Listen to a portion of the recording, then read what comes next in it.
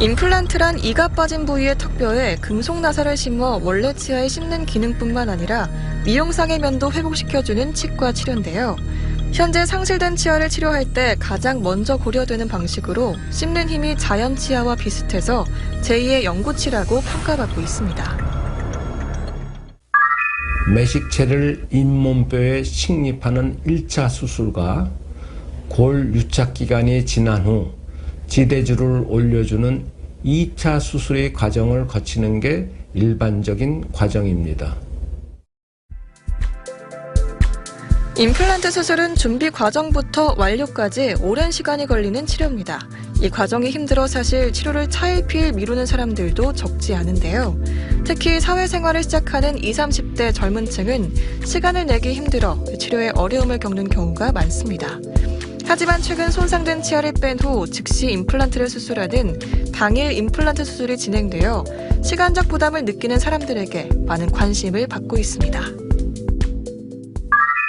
디지털 기술이 발달로 3차원적으로 촬영된 환자의 잇몸뼈 CT상에서 매식체의 식립, 지대주 및 최종 보철물까지 예상 작업할 수 있어 수술 당일 매식체 식립 후 미리 만들어 놓은 지대주 및 최종 보철물을 완성시켜 저작이 가능하게 해주는 절차를 임플란트 완성 수술이라 하는데, 매식체 식립 부위 잇몸뼈의 양과 질이 좋아야 한다는 전제 조건이 따릅니다. 신체의 모든 기관이 그러하듯 치아 또한 노화를 겪으면서 기능적인 문제가 생기게 되는데요. 상황이 이렇다 보니 임플란트 치료를 위해 치과를 찾는 노년층이 늘어나는 추세입니다. 문제는 나이가 들수록 당뇨 혹은 고혈압 등과 같은 전신질환을 함께 앓고 있는 경우가 많다는 건데요. 환자 입장에서는 혹여 자신이 앓고 있는 전신질환이 임플란트 수술에 영향을 미치는 것이 아닌지 걱정되는 것이 사실입니다.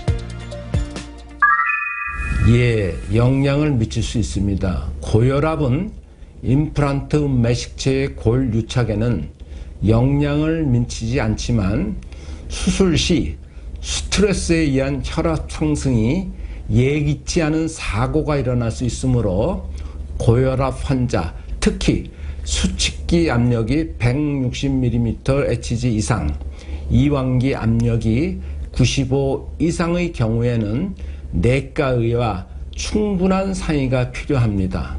당뇨의 경우에는 감염에 취약하므로 골 유착이 실패할 가능성이 정상인보다 높고, 완성 후에도 당뇨 및 잇몸 관리를 잘 해야만 오래 쓸 수 있습니다. 임플란트는 치과 진료 중에서도 난이도가 높은 치료로 손꼽힙니다. 정확한 위치에 수술되지 않거나 뼈가 잘 붙지 않을 경우 인공치아 뿌리가 흔들리다가 재탈락할 위험이 있기 때문인데요. 실제로 임플란트는 재수술의 가능성이 매우 높은 치료 중 하나입니다. 남아있는 잇몸뼈의 상태입니다.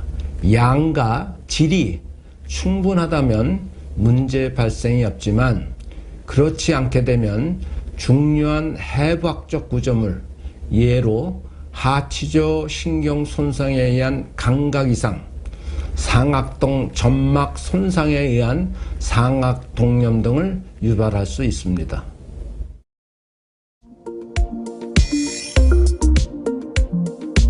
임플란트 수술은 환자의 건강 상태, 구강 구조, 잇몸뼈의 상태 등에 따라 치료법이 달라질 수 있어 정확한 검진이 필요합니다. 특히 수술 전 자기 잇몸뼈 상태를 확인하는 것이 무엇보다 중요한데요. 임플란트의 특징인 고정력은 바로 이 잇몸뼈와 임플란트가 얼마나 딱 붙느냐에 달려있기 때문입니다. 임플란트를 수술하기에 적합한 잇몸뼈의 양은 최소 1mm 이상인데요. 잇몸뼈가 부족하다면 임플란트 수술 시 고정력이 떨어지거나 후에 보철물 흔들림, 탈락과 같은 부작용 발생 위험이 큽니다. 뼈이식을 통해 충분한 폭과 길이의 매식체를 심을 수 있게 개선시켜야 합니다. 임플란트 수술 시 뼈 이식 절차는 잇몸을 절개한 후 그 안에 있는 염증을 제거하고 뼈 이식제를 투입하는 과정으로 진행됩니다.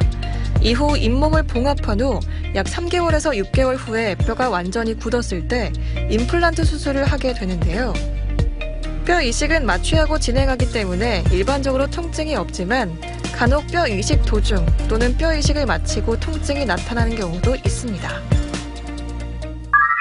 자가골이 골 유도, 골 전도 및 골 형성 능력이 가장 우수해서 추천되지만 부가적인 수술의 필요, 채취될 수 있는 양의 한도 및 골 흡수 등의 단점이 있고 인간의 사체에서 채취, 처리한 동종골, 소돼지에서 채취한 이종골, 조개 껍질 등에서 만들어진 합성골 등이 있는데 양은 충분히 얻을 수 있지만 자가골에 비해 골 형성 능력이 떨어지고 최근에는 골 형성 능력, 구성 성분, 골 개조 능력 등이 자가골과 유사한 자가치아 유래 골 이식제를 이용하는 임상 의사들도 많이 있습니다. 임플란트 수술 후에는 임플란트 치아는 물론 자연 치아도 골고루 사용해야 합니다. 양쪽을 고루 사용해야 과도한 힘이 임플란트에 집중되는 것을 방지할 수 있는데요. 더불어 딱딱하거나 질긴 음식은 피해야 하며 이를 가는 습관, 한쪽으로만 씹는 습관, 이를 악무는 습관을 고쳐야 합니다.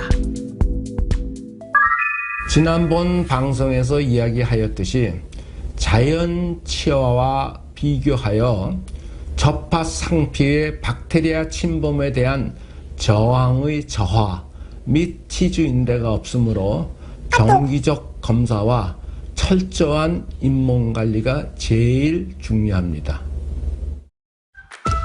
여기서 잠깐! 잘못된 의학 상식을 바로잡아 건강도 지키고 상식도 키우는 Yes or No. 임플란트 수술 전 커피, 술, 담배는 끊어야 한다는데 사실인가요? 커피, 술은 그다지 영향을 미치지 않습니다. 다만 커피 드실 때 지나친 설탕 첨가는 구강 내 세균이 좋아하는 환경을 만들어주기 때문에 좋지 않고 담배는 주성분인 니코틴이 구강 내 상태를 해롭게 하기 때문에 술 전, 후 철저한 금연 상태가 요구됩니다. 연자가 유학하였던 미국 치과대학에서는 그 당시 미국에서도 임플란트 초창기 시절이었는데 흡연 환자에게는 임플란트 식립을 거절하였습니다. 잘못된 의학 상식 깨치기 Yes or No. 두 번째. 임플란트는 충치가 생기지 않나요? 맞습니다. 충치란 음식물 찌꺼기와 구강 내 세균이 작용하여 만들어지는 산이 범랑지를 부식시키는 것을 의미하는데 이러한 산이 임플란트 상부 보철물, 주로 금속이나 지르코니아를 부식시키지는 않기 때문입니다. 임플란트 수술 후 주의사항을 잘 지키지 않는다거나 관리가 제대로 되지 않으면 주위염과 같은 부작용이 나타날 수 있습니다. 상황이 안 좋으면 이에 따라 재수술로 이어질 수 있는데요. 임플란트는 자연 치아가 아니기 때문에 더 신경 써서 관리해야 하며 6개월 간격으로 정기적인 검진과 스케일링을 받아 상태를 확인해야 합니다. 중요한 해부학적 구조물에 손상이 가지 않도록 인면뼈의 상태를 만들어 놓고 상하악 구치부에서는 되도록 굵고 긴 매식체를 심어서 최종 보충물 장착 후 교합압을 견딜 수 있게 해야 합니다.